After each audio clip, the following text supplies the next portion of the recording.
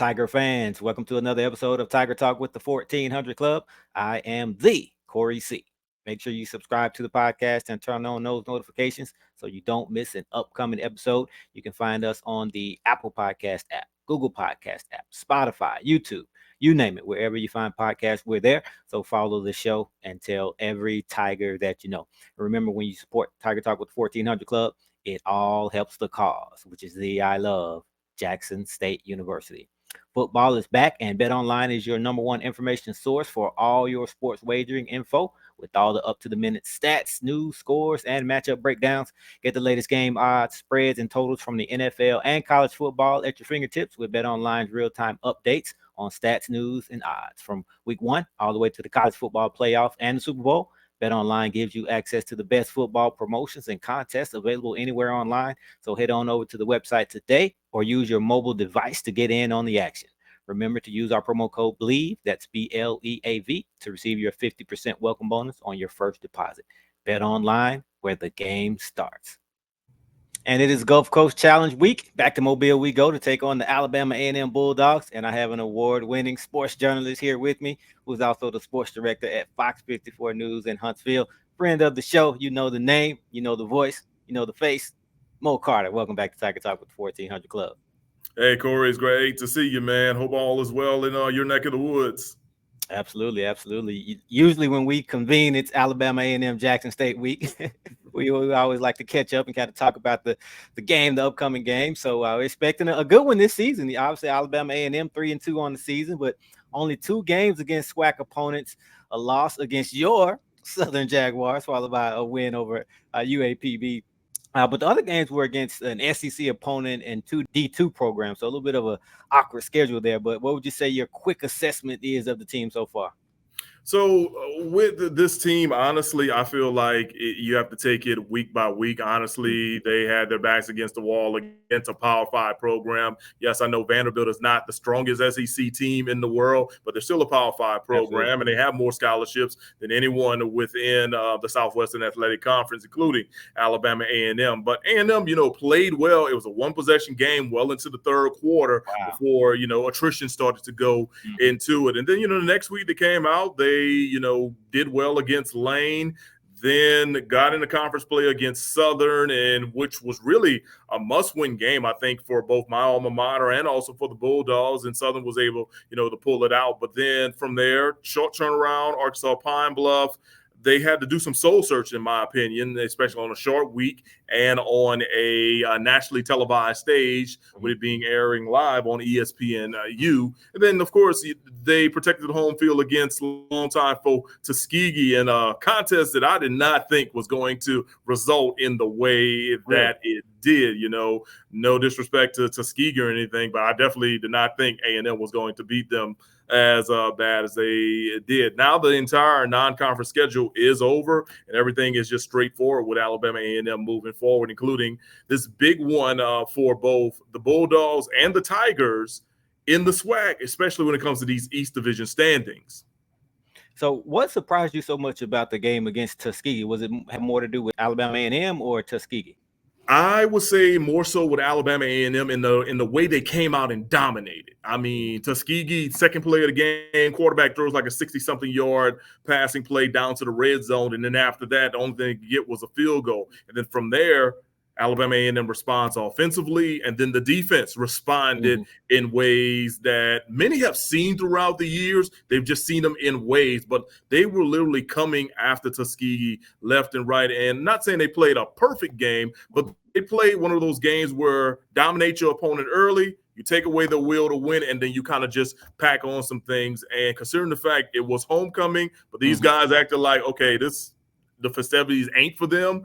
The game is for them. It shows that where their true focus was on, and that was winning the game. So I think the focus factor was huge on Saturday, which, lots of times homecoming can be great for certain people and not so great for other people. It just depends on your focus in the situation. I'm glad to see that, A&M had a solid focus in their victory on Saturday. Gotcha. Now, the Bulldogs were picked to finish 4th in the SWAC for this upcoming season. They're currently tied with Jackson State second place in the East. But you never know how things are going to play out. But would you say, and you kind of hinted at it, you talked about how important that game against Southern was for both teams. So would you say that a loss for either team, we're talking about Jackson State and Alabama A&M now, would you say that a loss for either team would all but end their SWAC championship hopes? I'm not going to say it's going to end their SWAC championship hopes because there's still a lot of season left. But I will say this: the loser of Saturday's game between Jackson State and Alabama A&M will really be on the outside looking in, because clearly Florida A&M still doesn't have any losses in SWAC play. Jackson State, of course, has one to Florida A&M. So I feel that if Jackson loses, they'll have their second SWAC loss, or A&M loses, they'll have their second SWAC loss.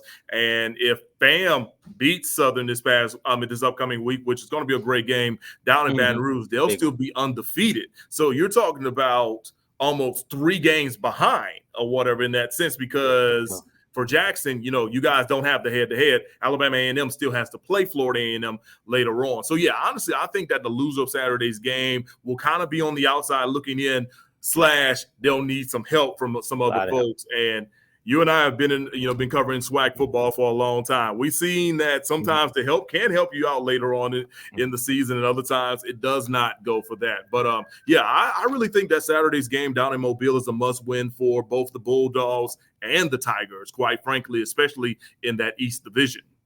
Yeah, you don't want to be the team waiting and hoping for somebody else to lose. So we've been in the opposite seat the past couple of years. Teams waiting for us to lose, and it never happened. So, yeah, this is a big one coming up. Now, Alabama A&M, they've played 3 quarterbacks this season, but it looks like they've settled on a familiar face in Jacktown, Quincy Casey, of course, the Jackson State transfer. So talk about his progression from when we saw him last season to where he is right now. Man, I'll tell you this. Quincy Casey definitely has a story to tell for sure. Of course, he was at Jackson State, and, one of the times he got a chance to start, he did well against Alabama A&M. It just so happened that this guy named Aquill Glass decided to just outshine him on that day. And then, really since he's transferred over here, he's had an uphill battle trying to, really get the playing time. And it's just more of those things where practice what you preach, and also patience is a virtue. He was number 3 on the depth chart at the beginning of the season, behind Xavier Langford and Quad Brown, a Georgia State transfer, and didn't see any time in the first couple of weeks. But then an injury to Xavier and then an injury to Quad thrust Quincy into the starting role. And we're talking about at the last second, because Quincy literally was named the starter for the Southern game maybe 30 minutes before kickoff. Langford got hurt during pregame stuff.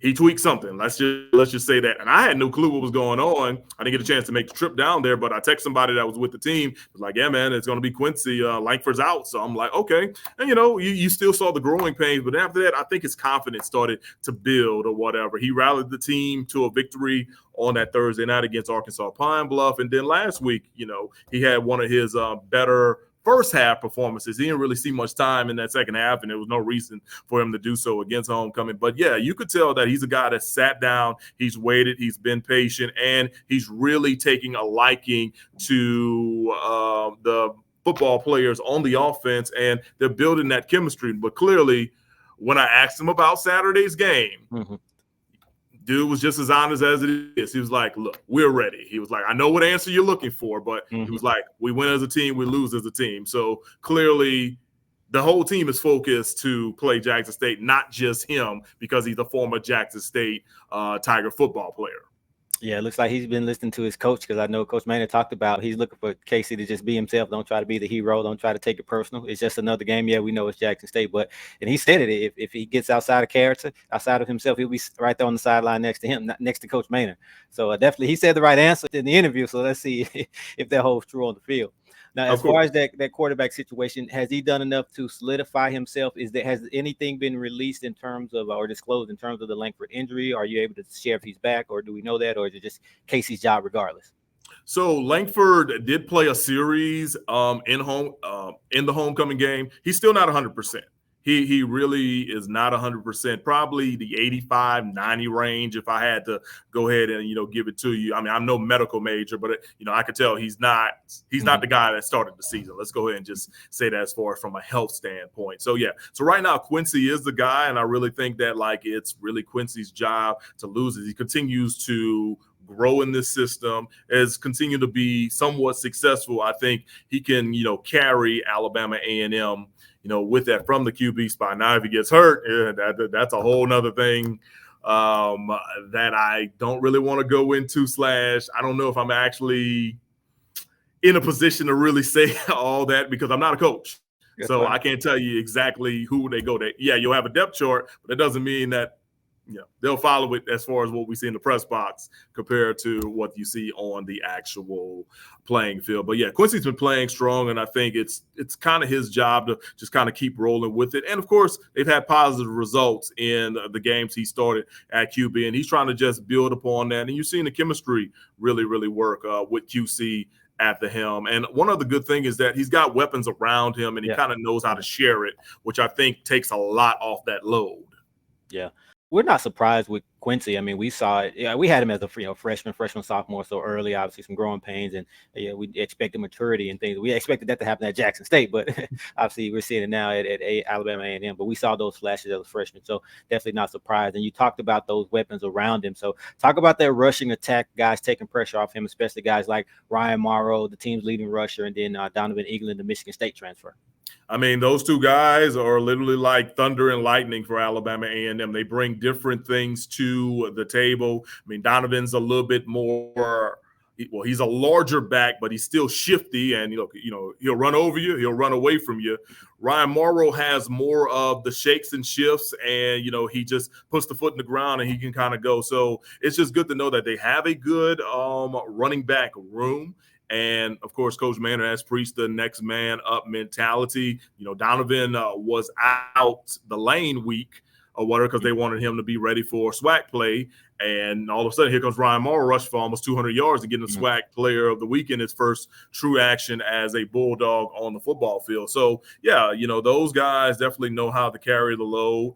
And I think it also goes to show you that the offensive line has improved a lot during Coach Maynard's tenure here. And, of course, this is a group of guys who have been together for a long time, whether they've had prior playing experience or not. This core group of guys among the line has, kind of really been able to do some good things as far as in the trenches. You saw flashes of it against Southern, but Coach Maynard also said that if they would have done a little bit better, you probably would have saw a W down there in Baton Rouge as well. Yeah, that offensive line was definitely on display and noticeable last week. I mean, Casey had all day to throw the ball, 4 touchdowns right at 300 yards. And Bama A&M in recent years, they've been known for having one of the best wideout units in the SWAC. Casey got the ball to a number of different receivers. So talk about this year's group. Oh, man. So this year's group is kind of like more so, all right, who's stepping up? I mean, seriously, Terrell Gardner, who is one of the top FCS players when it comes to all-purpose yards, he's playing the slot. They've got a couple other guys in the mix. Keenan Hambrick appears to right now be the go-to wide receiver, and his dad actually is a Hall of Famer at Alabama A&M, playing basically the same position. So, of course, he takes a lot of pride in that whole legacy role in that sense. He's actually a transfer, came over from Western Carolina, if I'm not mistaken. But, so those guys are some of the folks he's trying to get the ball to. And then I think a pleasant surprise this year has been Barry White. Yeah, show you right. The tight end started number 5 on the depth chart. And then all of a sudden, due to starting in the Arkansas Pine Bluff game, due to a mix of attrition and injuries, and, hey, just showed his work during practice. And he showed up well in these last couple of weeks. So, like I said, Quincy is doing a good job getting the ball to the right folks. At the end of the day, as long as he doesn't throw it to the other team, I think it's the best recipe for success with them. Right. I talked about that talented group of receivers in recent years that were part of some explosive offenses at A&M, but the Achilles heel during those times was often the defense. But this team has made some vast improvements on that side of the ball since hiring the new defensive coach, Bull Ware, I think a season ago. They're 4th in the conference in scoring defense right now, only giving up 21 points a game. So what would you say are some differences that you're seeing in this year's defense? I think the biggest difference is the guys just really buying in and understanding what Coach Kindness Bullware, was really, really doing. I mean, yeah, last year, his first real true season at the helm, he was on the staff the previous year. But, of course, when you recruit a lot of guys to go with a certain scheme and it doesn't work, it takes you about a year to kind of get some things going. And now that not only do they have the right guys, they have good playmakers as well. I mean, Zarion Hayes, an all SWAC selection of last year and a first team preseasoner this year, he has, shown his worth coming off the defensive end, sometimes stand-up linebacker, just depends on who they're facing each and every week. So I can go ahead and just say this, every single coach in the SWAC who has Alabama A&M on their schedule, they're looking out for where number 4 is. They just will. But I think because other guys have been able to kind of step up because they know Zarian is going to get those get those double teams most times. I think because they're playing so well as a unit, that's what's really, really helping. And of course, they're also finding ways to get to the quarterback, get pressure on the quarterback, and they're getting interceptions as well. Mm-hmm. That was an Achilles heel in the past. I mean, you had some good defensive players, but you weren't getting them to make the plays where they really, really needed it to matter the most. So they've got a number of interceptions this year. Now, I will say this, as a former DB, they should have at least 4 more interceptions because they dropped them. Oh, man, have they dropped them? There were 2 Saturday. One hit the dude in the chest. The other one, I'm going to go ahead and say the sun just got in his eyes because he tried to high point the ball and then he just didn't take it down. But, I told the DB coach, I'm like, come on, man. Like, y'all got to get it. He was like, oh, look, they're gonna run for that. Best believe in that scenario. So, they have the ability to make the plays. It's just a matter of will they make the plays? And I know clearly this week their whole goal will be to get after Mr. Brown. I know for sure that's what it's going to be for them. If they can get after him and kind of disrupt the flow of the offense, I know for sure that'll allow them to, have a better chance in some things. Because, at the end of the day, as much as I love back and forth situations, I think that if you're able to have a defense control certain tempo of things, that makes it better for your offense in most cases compared to, okay, they got the ball here. Here's a score. All right, now it's up to the other team to get a score, like that. So it creates a lot of balance, I think, too. So I really think if that defense can get after Mr. Brown, which is not an easy thing to do. I've watched a couple of Jackson State games this year, and so it's not an easy thing to do. But if they can, then, it could provide some sort of success for Coach Maynor, Coach Connors Bullware, and the Bulldog defense. So you mentioned you watched a couple of Jackson State games. What's your assessment of the team? Obviously, a brand new team, new look with the transformation. So what are you seeing? I mean, I'll be honest with you. I was really wondering what the heck I was even going to get out of Jackson State because I know there was some wholesale changes, not just at the top, but also, with some players as well. And of course, I remember when Coach TC played at Jackson State, about 2 decades ago, give or take. Mm-hmm. Yep. So, I remember him being a very, very competitive player and, having a little pro career as well. So I knew that considering that this is probably a dream job for him 9 times out of 10. So I knew that he was going to bring a lot of pride to this program or kind of keep the pride there. I guess it depends on how you look at it. But I kind of just had a big guess as far as what they were going to do player-wise because I didn't really know who the heck was coming back. Mm-hmm. I just did We didn't know either. Well, see, there we go. So if the people who really, really covered Jackson State did not know, then I know for sure I'm in good standing knowing that I didn't know anything. But we were watching that transfer window, waiting for it to close. Transfer portal window. Like, what time does it close? 11:59? I understand, man. I understand. But, yeah, I saw y'all took care of everything that was given to you against South Carolina State.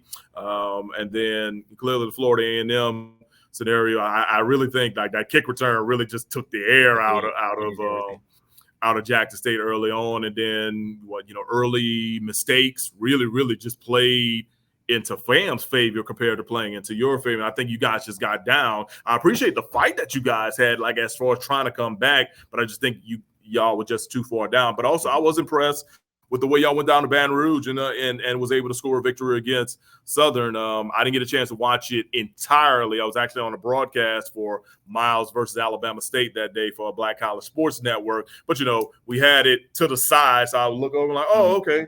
Oh, okay. Oh, okay. So, but then coming home, talking to my wife, she was like, hey, Jackson State did this. Jackson State did this. I'm like, okay. So clearly I think this Jackson State team, I think once they were able to kind of like get what they really wanted to get together from a success standpoint, they've been able to kind of really roll into the trenches and make some things happen. I saw y'all got a scare against Bethune-Cookman. I was able to watch the fourth quarter of that one, but once again, y'all made plays late to definitely make it happen. So that's why I think really Alabama A&M and Jackson State are kind of in similar scenarios where I think you guys are starting to, well, I say you, Jackson State and Alabama A&M are really starting to try to peak around the same times as far as building momentum and knowing what they have team-wise, because clearly things were much different a month ago than what they are now for both squads. And just based on your assessment of both teams, and also just from talking to Coach Maynard and his press conferences and things like that, what would you say that he would say would be kind of the keys to victory for Alabama A&M to come away with the win? Consistency. He will say the word consistency over and over and over and over again. He wants consistent play from his quarterbacks, consistent play from his playmakers, and then consistent pressure from his defensive players, especially up front. So clearly, if they can be consistent on offense, they can pressure up front on the defense and basically not give Jackson State additional opportunities. And I know this sounds cliche, but like it really, really is what it is when it comes to it. I think that's the way they can, find success. Clearly, you can see they can score. It's just a matter of, okay, can they stop other teams from scoring or find other ways to score or stop the other team in their scoring opportunities? As I mentioned, big long pass last week against Tuskegee, second play of the game. And then after that, I don't know if Tuskegee ever really got into Alabama A&M territory, let alone the red zone, but like territory either. So that shows you that, okay, look, this one thing happened. They decided to go ahead and change the mindset and it made some things happen. And they were consistent with it from a domination standpoint as well. And of course, too, I think the other thing that they also have to just do well, they've got to just do some good things in the realm of special teams. I mean, kicking has been really, really good. Alabama A&M's kicker has a slew of touchbacks so far this year. So I think that's going to play a major part, especially with the temperature and the weather this weekend too. It's supposed to be really nice down there compared to last year's game. I heard some nightmarish stories. I have an uncle and aunt who live in the Mobile area, and his company was like one of the did something with the game, and he was just like, first quarter, he was like, we was gone. He was like, I can't deal with this anymore or whatever. So with the field conditions, I think the kicking game could definitely play a major part to this upcoming week. And this game, obviously in Mobile, second year in a row for the Gulf Coast Challenge for these two programs. Do you have a general sense of the overall fan interest in this game on the A&M side, just in terms of traveling down to Mobile? Well, one thing about Alabama A&M, when it comes to the city of Mobile, it's one of their larger alumni and fan bases just in general. And of course, there's somebody on the board with the actual game who has Alabama A&M ties. So that kind of helps out a lot with it. But I know it is a 5-hour trip roughly down I-65. You're going to have people complain here or there. But I think for the people who are in the southern part of the state of Alabama, they're grateful to at least see Alabama A&M at least once in their backyard. And now with the thing with basketball, where they're going to have a game in Mobile against Alabama State started last year, so you got 3 more years or whatever with that too. I think that's kind of helping out, them from a fan support side and also recruiting side as well. I mean, Coach Maynard has pulled a lot of guys from out of the Mobile area along that I-65 South, I-10 West East corridor to kind of help out with that sense. So it's been solid for the most part. I mean, and clearly with Jackson signing on, I'm pretty sure there's a lot of Jackson State alums and fans probably in that stretch too. You go down, US 49? Is it? Y'all go down that way? 49. Yeah, so I think because they've had decent crowds and good support through the years, it's definitely worked, and because they've had long-term contracts go with it, I think it could be something that rolls on, but we'll just have to kind of see with it. Clearly, ever since this game that was signed between Jackson State and Alabama A&M for the Gulf Coast Challenge, we do have a few new people in place as far as decision making now and other spots. So it'll be interesting to see how things move forward with it. But you talk, I think, from a coach's standpoint, it was like, look, we just got to play the game, man. Right. We just got to play the game. No doubt, no doubt. Good stuff, man. Good stuff. But before I let you get out of here, I always like to get your take on this wild, wild west, especially as a Southern guy. But this season is no different. Seems like it's just completely up for grabs again. So, what's your take on this west? Man, I'll tell you this for the West. One thing I'll say is that I am, you don't hear me say this too often. I was impressed with what Grambling did this past week at the State Fair Classic. I got a chance to watch the second half of that game. And I mean, just when I thought Prairie View was really, really about to come back and probably take over, Grambling made some great plays. Anderson, the defensive lineman for Grambling, like he is definitely making a case to be SWAC Defensive Player of the Year. And he's got a few other dogs on that defense as well. As far as offense, Miles Crawley has been basically doing what Coach Hugh Jackson wants him to do, and that's, hey, going out and just making good plays, whether it's his arm or his feet with that. So I think clearly Grambling has done some good things thus far. Prairie View, I think now, because they have that one loss, their backs are against the wall as they get ready for the upcoming portions of the season. I'm a little surprised at how things are going with Alcorn right now. Because one, we're not really talking about Alcorn, and now we also look at me like, man, Alcorn's already, sitting down with this or that. So it'll be interesting to see what comes up with the Braves, Coach McNair and company. As far as my Jags, I was one of the few that told everybody, pump the brakes. Just because you lost to Alabama State, just because you lost to Jack State, the season is not over with, primarily because I just still think there's a lot of people that did not realize that the Alabama State game and the Jack State games did not count in SWAC. Mm-hmm. Yeah, they were SWAC opponents, but they were not SWAC division conference league games. So clearly that Alabama A&M game was a brand new season for them. And moving forward, as long as they, continue to play well, I think they'll be A-okay. And I think the bye week show that they were able to just change up a whole lot of things because they just came out and dominated Arkansas Pine Bluff, which probably put some smiles on a lot of folks. But, of course, this week against FAM, it'll definitely be a true test, especially since the media – not the media. I want to say the media, but, the sports information directors and the coaches are the ones that actually pick the all conference teams and the predicted order of the finish. So FAM and Southern was selected by those individuals to represent at the end of the year. So you get a mid-year treat of that coming this Saturday. So definitely should be a good one. With that, I'll be interested to just see what Coach Dooley and company are able to do against Coach Willie Simmons and company in a cross-division scenario, which I just found out. Apparently that game's going to be live on ESPNU this upcoming week. Okay. No tape delay or anything. Literally live ESPNU. Nice. So kudos to the SWAC office for making that happen as well within their power and within their media rights from there. So, yeah, so as I mentioned, with my Southern Jags, and I had to literally tell them, like, bump the brakes. You're A-okay. I understand we lost to Jack State. I get it, but at the same time, we can roll off X amount of victories and still be in the SWAC championship game. It's just a matter of looking at your SWAC schedule moving forward and making some things happen, and not losing at the times that you do moving forward will help you moving forward. Yeah, definitely a big slate of games in the SWAC this weekend. So definitely we'll all be tuned in. But of course, the Gulf Coast Challenge, 3 p.m. down in Mobile, Alabama, ESPN Plus. And we're expecting, as you said earlier, some beautiful football weather. So everyone make sure you get there. Looking forward to it. And I got to tease you before you go, man. You were mentioning those guys dropping those interceptions. You said you played DB as well. So the saying is that they put player at DB because they can't catch. So it seems like that validates that. So I'll give you your chance to kind of argue that myth.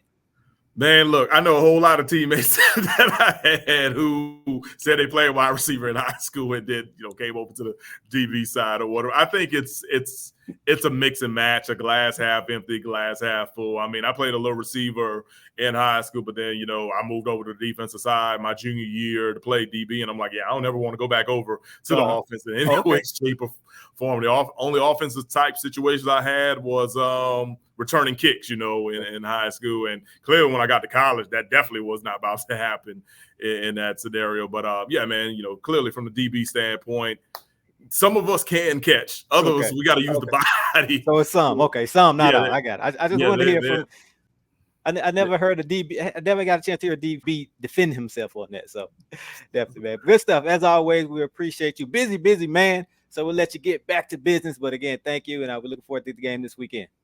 All right, Corey, safe travels to you and your crew down there. And, wish you guys the best of luck in this scenario. And at the end of the day, remember, we're all HBCU, so go SWAC.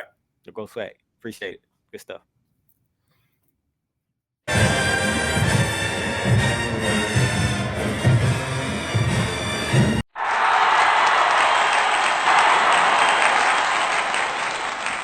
Tiger Talk with the 1400 Club is presented by BetOnline.